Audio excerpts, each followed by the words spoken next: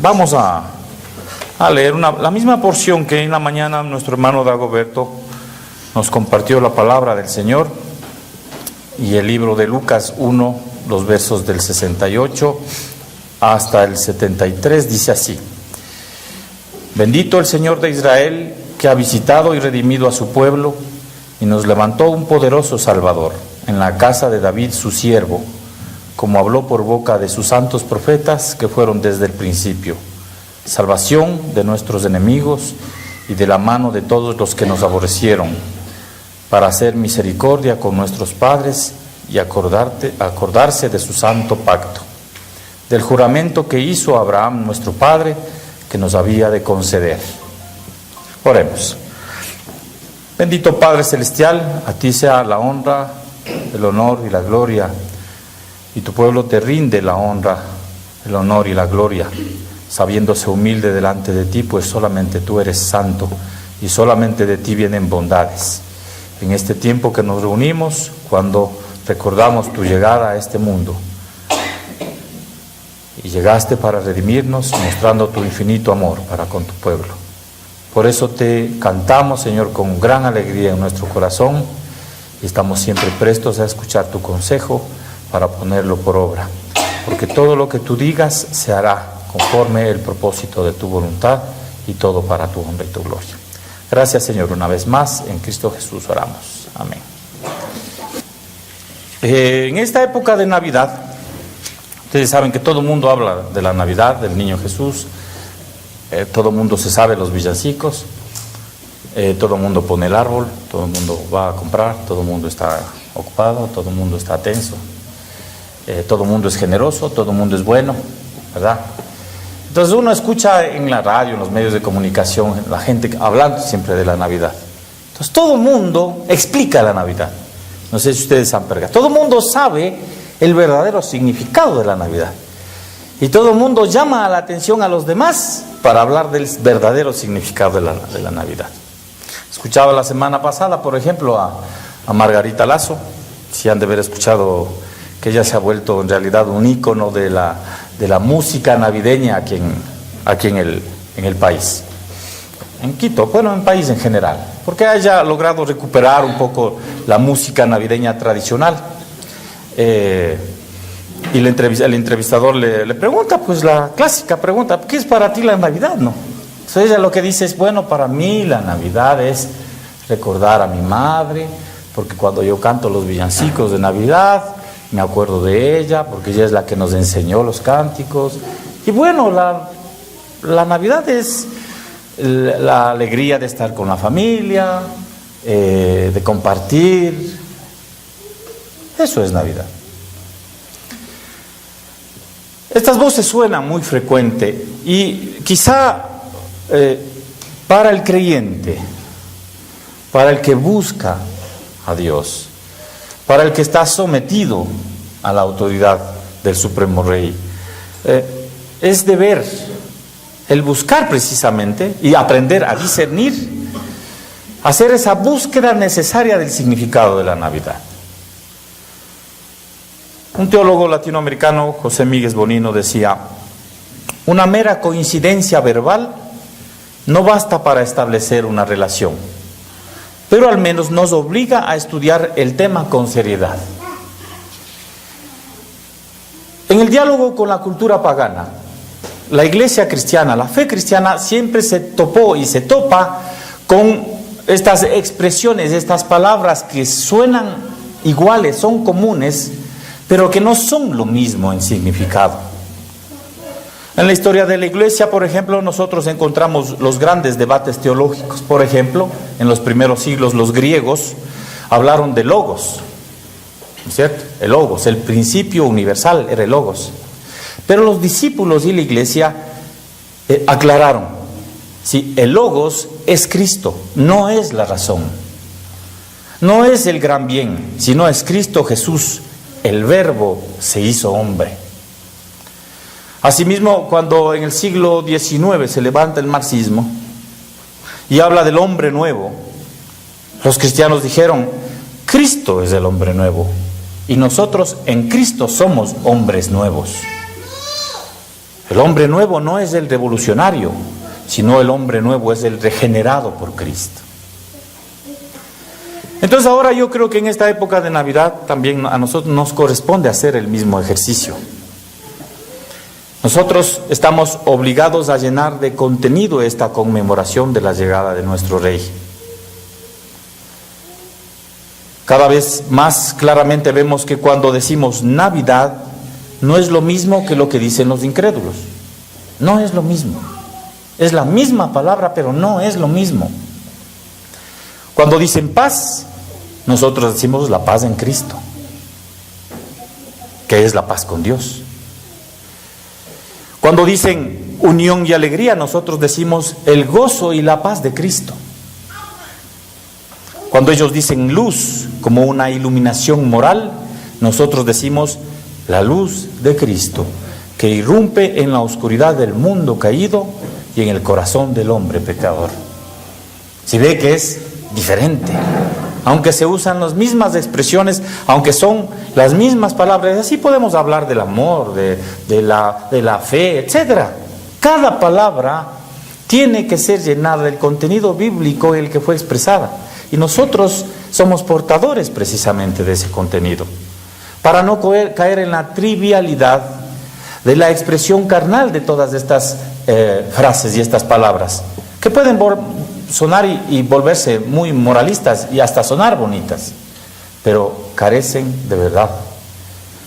Entonces la Navidad no es una celebración pagana, porque este debate ha surgido todo el tiempo. No lo celebramos porque, bueno, la Navidad no es una celebración pagana, es una celebración cristiana. El pueblo cristiano festejó, celebró esta llegada del Señor. El problema está en que en la Navidad se empezaron a introducir por la vía de ciertos ritos, por la vía de ciertas formas, ciertos modos de expresar la Navidad, expresiones paganas. Pero nuestro deber es precisamente aprender a discernir eso, ¿no es cierto? Por eso es que nosotros, los creyentes, sí celebramos la Navidad. No solamente en el contenido, sino también en las formas. Y por esta razón nosotros no nos aferramos al pavo, no nos aferramos a las luces, no nos aferramos al árbol, porque sabemos que eso no es. Y si hay que desecharlo, lo hacemos. Porque nuestra celebración, conforme la Escritura lo muestra, es lo más grandioso que podía haberle ocurrido al hombre, que es la llegada del Señor Jesucristo en el cumplimiento de la promesa. Y a eso hace referencia precisamente el pasaje que leíamos. ¿No es cierto? La Navidad es cierto que fue la presencia de Cristo, pero que fue anunciada de antemano. O sea, hubo promesas de antiguo que en Cristo se cumplen. Y ahí empezamos nosotros a tomar un poquito de distancia con la manera de entender la Navidad del mundo, ¿no es cierto? Porque sabemos que el cumplimiento de las promesas en Cristo Jesús en esta época son evidentes. Mire lo que dice Josué 21:45, por ejemplo. Dice, no faltó palabra de todas las buenas promesas que Jehová había hecho a la casa de Israel. Todo se cumplió. Primera de Reyes 8:56 también dice así: bendito sea Jehová, que ha dado paz a su pueblo Israel, conforme a todo lo que él había dicho. Ninguna palabra de todas sus promesas que expresó por Moisés su siervo ha faltado. Y eso es lo que es la Navidad. Es la demostración fehaciente de la llegada del Mesías, el anhelo esperado de un pueblo. Su venida llega en cumplimiento de lo que Dios había dicho, de lo que Dios había prometido. Nos encontramos entonces en la presencia de un Dios que cumple sus promesas, un Dios que es confiable, que lo que dice se hace. Anunció desde el inicio de su creación su llegada para redimir a su pueblo, y vemos que en la historia de la salvación su presencia es evidente, actuando poderosamente para redimir a su pueblo, siendo fiel a sus promesas. Ahora, su venida también, como nosotros vemos de los pasajes alusivos al nacimiento de Jesús, confundió a más de un incrédulo. Muchos le esperaban de distintas maneras al Mesías. Mesías político, el Mesías guerrero, el Mesías que cumplía sus anhelos, ciertos sociales, culturales, nacionales. Se confundieron. Por esto es que el ejercicio que nosotros debemos hacer de aprender a discernir y de llenar de contenido estas expresiones de la manifestación son importantes para no confundirnos. Entonces, la llegada del Mesías es la demostración de este Dios confiable, un Dios que cumple sus promesas, porque Él cumple sus promesas. Y la Navidad que todo el mundo pronuncia o festeja es el anuncio de la llegada de la salvación del pecador, pero asimismo la condenación eterna a aquel que no cree. Por eso es que el gran pasaje que nosotros conocemos de Juan 3:16 está ligado precisamente a la fe. Es cierto que es la gran y prominente manifestación del amor de Dios, pero esa manifestación del amor de Dios está ligada a la fe de los creyentes. En Navidad es el hombre llamado a la fe y a la salvación que viene como consecuencia de ella. Pero si el hombre se queda solo con la fiesta, si el hombre solo se queda con el ruido y la parafernalia, eso será lo único que tenga. Por ello hoy nosotros anunciamos la buena nueva en Cristo Jesús por medio de la fe. Hay salvación para el hombre, hay salvación para la mujer, pecadores ambos. Dejar pasar esa oportunidad es simplemente demostrar nuestra propia incredulidad y por lo mismo aceptar nuestro propio destino en la condenación eterna. Pero la salvación está en Cristo Jesús. Insisto, nosotros como creyentes llenamos de contenido la Navidad, vivimos conforme a ese contenido y practicamos y celebramos la Navidad conforme a ese contenido y no nos aferramos a las formas. Ahora, para finalizar, ¿cómo discernir la verdad de la mentira en este contexto donde en efecto hay mucho ruido y las lucecitas parecerían que alegran nuestros corazones? Y si quitamos las luces parecería que no hay Navidad. No sé si ustedes han oído, uno llega a la casa donde no hay el árbol, ¿qué es? Aquí no hay Navidad. ¿Se da cuenta? Dos cosas nos pueden ayudar. No hay salvación sin vida santa.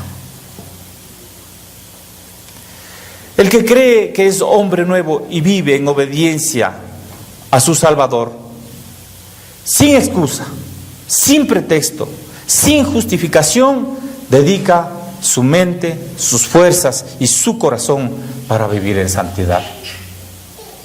Se sabe pecador y al conocer de este Cristo que ha nacido en el pesebre, se conoce como pecador y sabe su condición. Por eso sabe que ese niño que vino encarnado en ese niño, este Dios que vino encarnado en ese niño, finalmente había de morir en la cruz para perdonar sus pecados.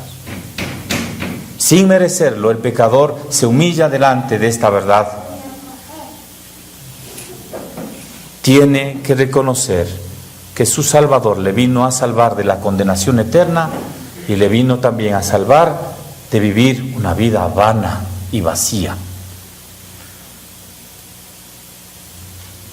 Segundo, debemos nosotros saber que para poder discernir la verdad de la mentira, en este o en otro contexto, hay un principio bíblico que es recogido precisamente por el testimonio de la fe reformada, y es el hecho de que todo es para la gloria de Cristo. Todo es para la gloria de Dios, porque de Él y para Él son todas las cosas.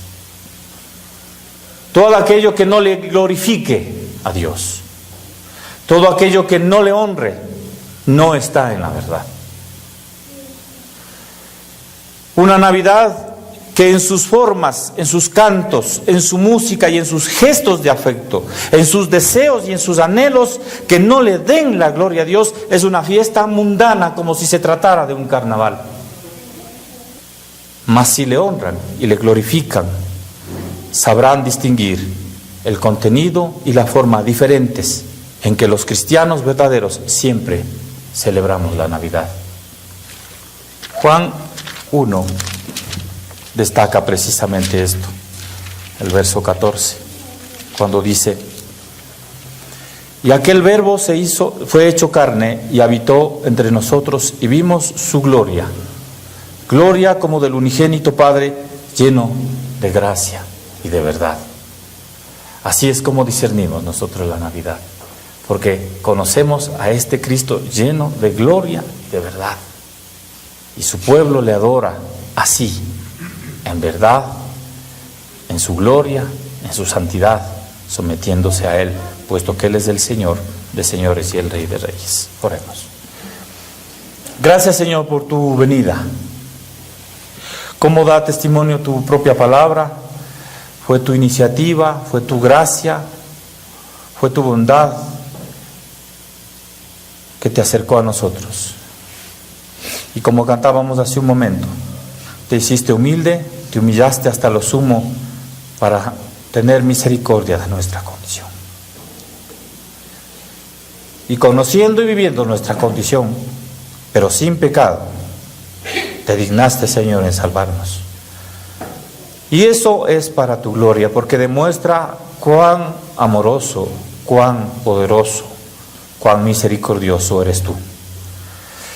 Y también nos demuestra que esta salvación que se extiende a tu pueblo es para, a su vez, que este pueblo salvado te honre y te adore en espíritu y en verdad. Gracias una vez más, Señor, por tu presencia en medio nuestro, por tu gracia. En Cristo Jesús oramos. Amén.